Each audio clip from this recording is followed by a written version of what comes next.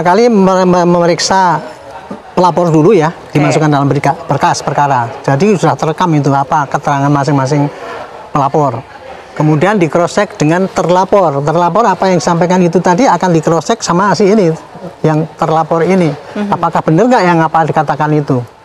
Itu jadi biasanya kalau seandainya terlapor itu nggak merasakan gitu, dia akan bantah. Saya nggak ngerti. Nah yang ketiga, memeriksa alat bukti itu, karena begini, di dalam penyidikan itu akan dicari siapa berbuat apa. Itu tidak bisa global semuanya satu tuntutannya pasal, lain-lain itu nanti Pak Roy pasalnya apa saja gitu ya. Nah, pasal ini ditanyakan pada ahli nanti, ini melanggar ini apa enggak, kalau iya oke ditentang, kalau enggak gitu. Jadi intinya selama penyelidikan ini ingin mencari siapa berbuat apa, masing-masing harus minimal 2 alat bukti. Alat bukti itu adalah kesaksian, kemudian dokumen atau petunjuk sang saksi ahli. Jadi kalau masing-masing itu sudah mempunyai kekuatan itu barulah dikatakan bagi tersangka gitu. Oke. Kurang lebih kira-kira mekanismenya kayak gitulah. Oke, jadi tahapannya setelah kemudian ini memeriksa terlapor, kemudian rencananya minggu depan saksi ahli, baru penetapan tersangka begitu. Ya, digelar nanti ini di cross check ini kira-kira ini berbuat apa, ini berbuat apa, itulah baru yang tersangka. Oke, saya mau ke Mas Ade kalau begitu. Mas Ade menyoroti proses hukum yang tengah berjalan dalam kasus pencemaran nama baik dan fitnah dari ijazah Presiden ke-7. Apa yang paling Anda soroti begitu dari jalannya proses hukum yang sampai saat ini masih terus berjalan? Ya menurut saya yang saya lihat lah ya, Polda Metro ini betul-betul hati-hati dan cermat dalam memeriksa. Kenapa saya bilang begitu? Ini panjang sekali waktu yang dibutuhkan. Biasanya untuk menetapkan tersangka seseorang itu nggak selama ini sih, biasanya sih Mbak ya. Tapi karena ini gabungan dan banyak saya lihat, sehingga mungkin harus lebih cermat penyidik di sini. Karena kenapa? Karena mereka tidak mau ada celah bagi penyidik untuk bisa menjadi berulang kali lagi diperiksa. Biasanya gitu, kalau ada celah yang masih kurang firm, itu akan terjadi penggalian data kembali gitu. Tapi biasanya nggak selama ini gitu? Ya, nggak selama ini, sebenarnya mudah sekali. Nanti ahli bisa menjelaskan itu, bagaimana sih penetapan tersangka itu yang saya sampaikan bahwa itu sebenarnya mudah sekali, tidak perlu berlama-lama. Tapi saya bingung kok sampai sekarang ini kok lama sekali ya, kalau menurut saya masih terlalu terulur-ulur gitu loh. Mestinya harusnya sudah periksa, dia sudah dipanggil dengan patut. Kemarin harusnya juga panggilan itu juga yang tidak dihadiri oleh si Mas Roy ya, dengan alasan 17-an lah dan lain-lain sebagainya. Itu yang membuat itu tertunda-tunda sih. Kita tanyakan, kita minta pencerahan dari Prof. Suparji kalau begitu. Prof. Suparji, kalau kata Mas Ade ini harusnya prosesnya nggak selama ini untuk kemudian menentukan ataupun adanya tersangka yang ditetapkan.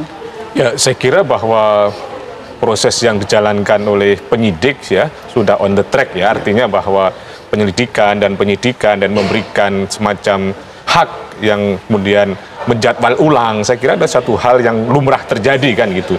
Tetapi yang penting menurut saya adalah bagaimana penyidik ini mampu membuktikan bahwa ini bukan kriminalisasi, ini adalah murni hukum gitu ya, karena stigma tentang narasi yang berkembang ini ada unsur kriminalisasi, maka harus dibuktikan betul oleh penyidik seandainya memang ada keyakinan adanya tersangka, bagaimana struktur norma, yaitu subjek norma, kemudian operator norma, kemudian objek norma dan kondisi norma itu harus betul-betul terpenuhi, bagaimana unsur subjektif dan unsur objektif harus terpenuhi berdasarkan alat bukti yang cukup, yang kemudian memenuhi kualitas dan kuantitas dari alat bukti tadi itu, sehingga bahwa narasi tentang kriminalisasi itu terbantahkan. Tetapi kalau seandainya masih ada unsur abu-abu, ketidakjelasan mens rea, tidak jelasan lokusnya, tidak jelasan tempusnya, maka kemudian akan memberikan justifikasi terjadinya kriminalisasi, dan kita tidak ingin proses hukum ini ada unsur tentang kriminalisasi, itu betul-betul adalah murni hukum, maka disitulah tantangan berat yang harus dilakukan oleh penyidik dalam proses hukum ini gitu. Oke, sekarang kita bicara konsekuensi hukum mengenai terlapor dengan statusnya masih sebagai saksi terlapor, kemudian dibandingkan dengan nanti jika sudah kemudian ada penetapan tersangka, konsekuensi hukumnya akan seperti apa perbedaannya, Prof? Ya, bahwa dalam kapasitas sebagai saksi, maka kemudian yang bersangkutan diberikan ruang, kesempatan untuk kemudian menyampaikan apa yang dilihat, apa yang didengar, dan apa yang dialami secara langsung. Tetapi ketika kemudian menjadi statusnya tersangka, bahwa itu kan bagian dari upaya paksa penetapan tersangka, maka ada konsekuensi misalnya nanti soal pra-peradilan, ada konsekuensi untuk misalnya ditahan, dan konsekuensi-konsekuensi yang lain yang kemudian akan melekat sebagai seorang tersangka, baik hak maupun kewajibannya. Dan inilah tahapan yang sangat penting gitu, karena menjadi tersangka itu bukan sebuah stigma yang ringan, tapi banyak konsekuensi yang kemudian diderita. Maka dalam hal ini menurut saya adalah bagaimana penyidik seandainya menetapkan tersangka harus siap, baik aspek substansi, prosedur maupun kewenangan, sehingga tidak ada peluang untuk dilakukan pra-peradilan. Maka dalam pra-peradilan nanti kan potensi untuk bisa diuji apakah ada kesalahan prosedur, apa ada kesalahan tentang kewenangan yang dilakukan, itu nanti akan diuji di pra-peradilan. Maka jangan sampai itu terjadi, harus hati-hati.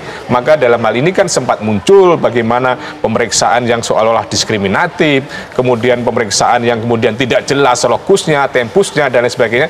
Ini harus dibuat terang benderang bahwa alat bukti yang digunakan harus seterang cahaya, sehingga kemudian tidak ada keraguan lagi dalam proses penyidikan nanti itu. Gitu. Oke, saya mau ke Pak Arianto kalau begitu. Pak Arianto melihat jalannya proses hukum saat ini, kemudian nampaknya juga pihak penyidik ini tengah terus melakukan pendalaman, walaupun memang ada beberapa catatan harusnya memang dalam waktu dekat sudah ada penetapan tersangka. Tapi melihat komplikasi dari kasus ini yang begitu rumit begitu, apakah memang sudah sewajarnya ini terjadi dengan proses yang begitu lama? Saya bisa memaklumi lamanya penyidik ini ya, mengatakan penyidikan itu tadi ya. Karena apa? Yang pasal yang disangkakan ini tadi adalah penyebaran kebohongan, bukan hanya pencemaran ya. Kalau cuma penyamaran gampang itu selesai, pasalnya dikit aja bisa masuk. Tapi ini adalah ujaran kebencian, penyebaran kebohongan, dan yang semua itu masih debatable. Apakah yang kalau misalkan saya teriak-teriak gantung Jokowi, apakah itu sudah termasuk barang apa itu? Itu penafsirannya tidak bisa penyidik sendiri tuh. Tidak hanya cross check antara pelapor dengan terlapor, tapi pada saksi ahli. Nah sekarang ini saya bisa maklumi ya jadi lama karena apa? Karena apa? Ini kasus ujaran kebenciannya kan bukan hanya yang pada waktu lalu doang. Selama 4 bulan ini kan terus diulang-ulang di televisi kan gitu kan. Nah saya khawatir ya ini juga dijadikan barang bukti baru oleh penyidik, dikumpul-kumpulkan gitu ya, saya tidak tahu ya persis. Tetapi seandainya penyidik itu mau simpel, mau pakai bukti yang cuma 1-2 dulu itu aja, itu juga bisa, cuman kan kurang kuat gitu kan. Gitu loh, jadi makin banyak makin jelas gitu, mungkin gitu ya. Tapi itu bisa kemudian untuk dijadikan bukti juga? Bisa. Nah, penyidik kan ngomong gini, ini Pak ujaran kebencian menuduh saya gini, apa contohnya itu rekam gini, digital ya, begitu ya? Buktinya kan rekam digital. Ya. Nah selama ini dalam proses penyidikan pun itu terulang-ulang terus itu rekam digital yang disebutkan sebagai suatu ujaran kebencian.